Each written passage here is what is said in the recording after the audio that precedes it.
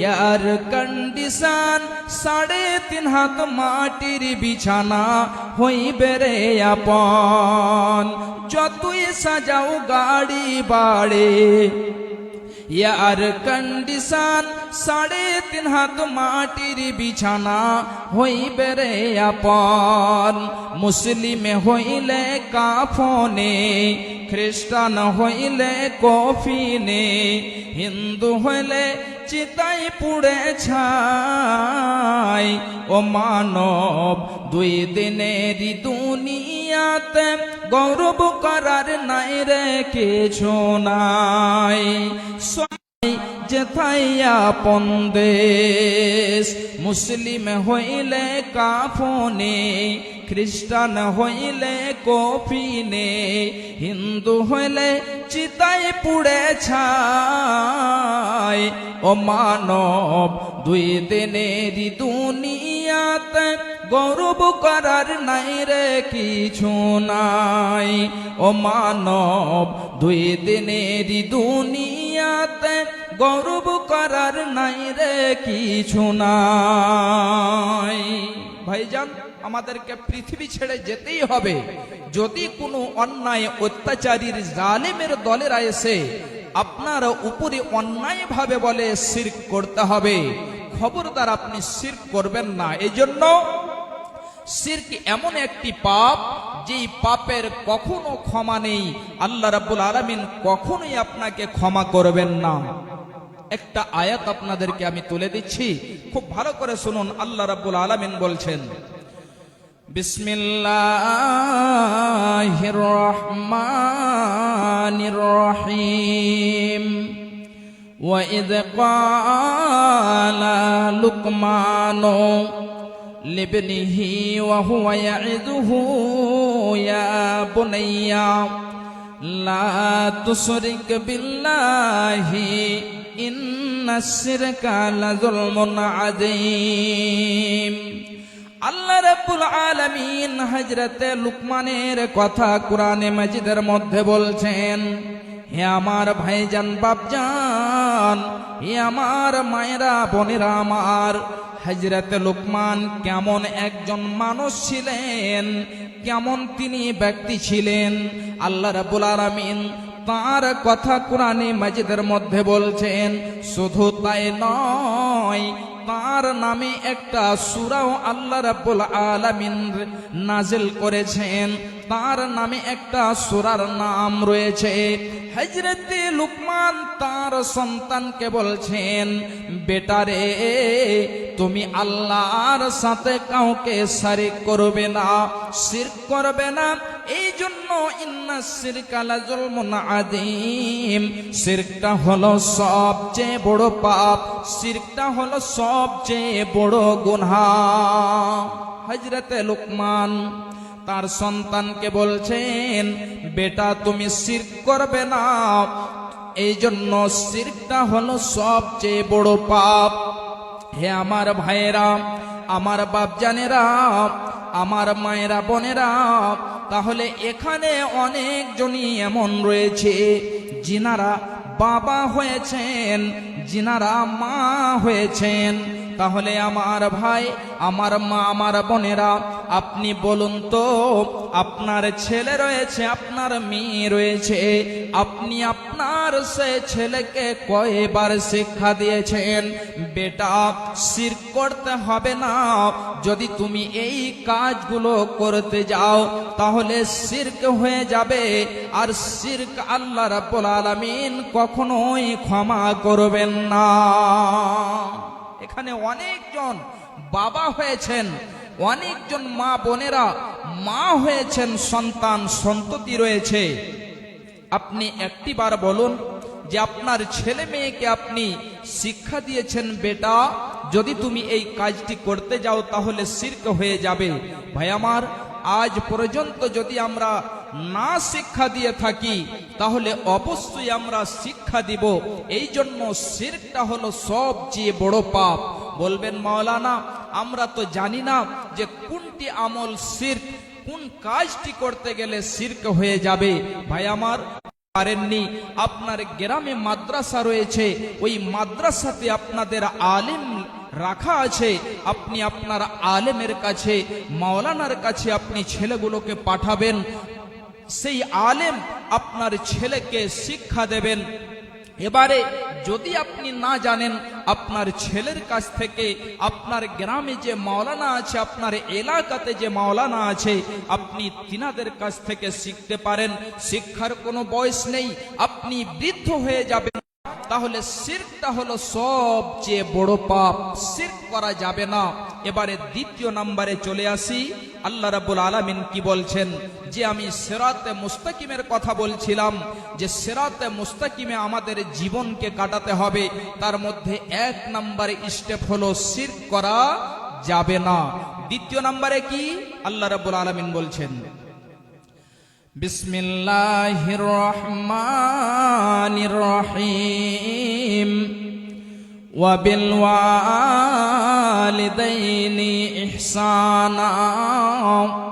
আল্লাহ রাব্বুল আলামিন বলছেন, হে পৃথিবীর বান্দা বান্দিরা শুনে নাও, তোমরা তোমাদের মাতা পিতার সাথে ভালো ব্যবহার করবে, সৎ ব্যবহার করবে, তাদেরকে তুমি গালি দেবে না, কোনো সময়তে তাদেরকে অন্যায়ভাবে তাদেরকে কথা বলবে না, তাদেরকে তুমি ঝিড়কি দেবে না, ধমক দেবে না, তোমাদের মাতা পিতার সাথে ভালো ব্যবহার করবে। এ আমার ভাইজান, এ আমার মায়েরা, আমার বোনেরা, একজন সাহাবী বিশ্ব নবীর কাছে এসে বলছেন, হে আল্লাহ পাকের রাসূল, আপনি বলুন তো পৃথিবীতে যত মানুষ রয়েছে, এই সমস্ত মানুষদের মধ্যে আমার সেবা, আমার যত্ন, আমার আদর পাওয়ার কে বেশি হকদার? বিশ্বনবী বলছেন, উম্মুকা, তোমার মা। আবার বলছেন, ওগো নবী, আপনি বলুন তো তারপরে কে? আবার বিশ্বনবী বলছেন, উম্মুকা, তোমার মা। আবার যেন বলছেন, সুম্মা মান ইয়া রাসূলুল্লাহ, হে আল্লাহ পাকের নবী, আপনি বলুন তো তারপরে কে? বিশ্বনবী আমার একবার বললেন তোমার মা, দ্বিতীয়বার বললেন তোমার মা, তৃতীয়বার বললেন তোমার মা, চতুর্থবারের বেলায় বিশ্বনবীকে জিজ্ঞাসা করা হলো, বিশ্বনবী আমার বলছেন তোমার পিতা। তাহলে ভাইজান, বাপজান আমার, মা আমার, বোনেরা আমার, বাপ থেকে, পিতা থেকে মায়ের বেশি সম্মান, মায়ের বেশি মর্যাদা রয়েছে। এই জন্য রয়েছে নবীজি আমার, এই জন্য মাকে বেশি সম্মান দিয়েছেন, মাকে বেশি মর্যাদা দিয়েছেন। যখন মা বৃদ্ধা হয়ে যায়, বয়স হয়ে যায়, বুড়ি হয়ে যায়, এবং ছেলে মেয়েরা যখন যুবক যুবতী হয়, এমন সমাতে ওই যুবক যুবতীরা মায়ের কথাকে যেন তারা মানতে রাজি হয় না। মা যদি বলে, বেটা তুমি এটা কাজ করো, বেটা সে কথাকে শুনে না। যদি মা বলে ডান দিকে যাও, তাহলে ওই ছেলেটি বাম দিকে যায়। এই জন্য বিশ্বনবী আমার মায়ের বেশি মর্যাদা দিয়েছেন। হে যুবকেরা, হে যুবতীরা, শুনে নাও, তোমার যে পিতার মর্যাদা রয়েছে, তার থেকে বেশি, তার থেকে 3 গুণ বেশি তোমার মায়ের মর্যাদা রয়েছে। এই জন্য বিশ্বনবী বলেছেন, যেন ছেলেরা মেয়েরা মায়ের অসম্মানী না করে। হে আমার ভাইয়েরা, মা আমার, বোনেরা আমার, শুধু তাই নয়, আল্লাহ রাব্বুল আলামিন বলছেন, ওয়াকাযা রাব্বুকা আল্লা তা'বুদু ইল্লা ইয়াহু ওয়া বিল ওয়ালিদাইনি ইহসানা। আল্লাহ রাব্বুল আলামিন বলছেন, হে পৃথিবীর বান্দা বান্দিরা, শুনে নাও, এটা তোমার রবের পক্ষ থেকে ফয়সালা করে দেওয়া হয়েছে যে তোমরা পৃথিবীতে কাউরের ইবাদত করবে না, শুধু আল্লাহ রাব্বুল আলামিনের ইবাদত করবে। পৃথিবীতে যত রয়েছে আমাদের মধ্যে অনেক ফিরকা, অনেক কম রয়েছে যারা কি করে, এক আল্লাহর সাথে অন্য মাবুদেরও ইবাদত করে, কিংবা কিছু লোক এমন রয়েছে যারা আল্লাহকে অস্বীকার করে। ভাইজান বাপজান আমার, আল্লাহ রাব্বুল আলামিন বলছেন, হে পৃথিবীর বান্দা বান্দিরা শুনে নাও, তোমরা আল্লাহর ইবাদত করবে। আল্লাহর ইবাদত ছাড়া অন্য কাউরির ইবাদত করা যাবে না। আল্লাহ রাব্বুল আলামিন আরো বলছেন, ওয়া বিল ওয়ালিদাইনি ইহসানা, এবং তোমার মাতা পিতার সাথে ভালো ব্যবহার করবে। মাতা পিতার সাথে সৎ ব্যবহার করবে। যদি মা বাবা দুইজনই থাকে তাহলে দুইজনের সাথে, যদি একজন থাকে তাহলে একজনের সাথে। বৃদ্ধা হয়ে যাবে, বয়স্ক হয়ে যাবে, তারপরেও তোমরা তার সাথে ভালো ব্যবহার করবে। আল্লাহ রাব্বুল আলামিন বলছেন, বান্দারে, তোমার মাতা পিতাকে তুমি উফ শব্দটিও বলবে না, তোমার মাতা পিতাকে ধমক দিয়ে কথা বলবে না, তাদেরকে ঝিড়কি দিয়ে কথা বলবে না। শুধু তাই নয়, ওয়াকফিজ লাহুমা জানাহাজ যুল্লি মিনার রাহমা, আল্লাহ রাব্বুল আলামিন বলছেন, বান্দারে, তোমার সে রহমতের চাদরখানাকে তুমি বিছিয়ে দেবে, তোমার ভালোবাসার চাদরখানাকে তুমি বিছিয়ে দেবে, এবং তোমার মাতা পিতার জন্য দোয়া করবে। আল্লাহ, তুমি ওই মাতা পিতার প্রতি সে মতোই রহম করো যে মতো আমার মাতা পিতা, আমি যখন শিশু ছিলাম, যখন আমি ছোট্ট ছিলাম, এমন সময়তে আমার মাতা পিতা যে মতো আমাকে ভালোবেসেছে, যে মতো আমাকে আদর দিয়েছে, যে মতো আমাকে মোহাব্বত করেছে, আল্লাহ তুমি তাদের প্রতি ওই মতোই রহম করো। আল্লাহ তুমি তাদের প্রতি ওই মতোই ভালোবাসা দাও।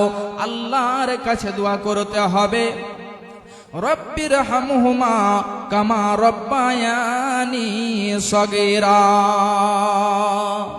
অনেকজন ভাই এমন আছেন, মা কবরে চলে গিয়েছে, পিতা কবরে চলে গিয়েছে, কিন্তু আজ পর্যন্ত ওই মা ওই পিতা যেন কবরে নির্জন জায়গাতে শুয়ে আছে, কবরের মধ্যে ঘুমিয়ে আছে। পৃথিবীতে মেতে রয়েছি, পৃথিবীর ভালোবাসায় রয়েছে, কিন্তু একটিবার ওই মায়ের যেন কবরের জিয়ারত করতে পারলাম না, পিতার কবরের জিয়ারত করতে পারলাম না। ওই মায়ের পিতার যেন যে কবরের কাছে যে একটিবার দোয়া করতে পারলাম না, যে হে আল্লাহ, যে মা আমাকে 10 মাস 10 দিন পেটে ধারণ করেছে, যেই মা এত যন্ত্রণা সহ্য করে আমাকে জন্ম দিয়েছে, যে মা এত ভালোবাসা দিয়ে আমাকে বড় করেছে, আল্লাহ তুমি গফুরুর রহিম, হে আল্লাহ তুমি আমার মাকে ক্ষমা করে দাও। আল্লাহ তুমি আমার পিতাকে ক্ষমা করে দাও। আমরা এই মতো যেন পৃথিবীর মহাব্বতে, পৃথিবীর ভালোবাসাতে পড়ে রয়েছে। ভাই আমার, বাপজান আমার, অনেক জনের মা, অনেক জনের পিতা বৃদ্ধ বয়স্ক রয়েছে, বৃদ্ধা হয়ে গিয়েছে। ভাইজান বাপজান আমার, ওই মাতা পিতার জন্য আপনি দোয়া করবেন, রব্বির হামহুমা কামা রব্বায়ানি সগীরা।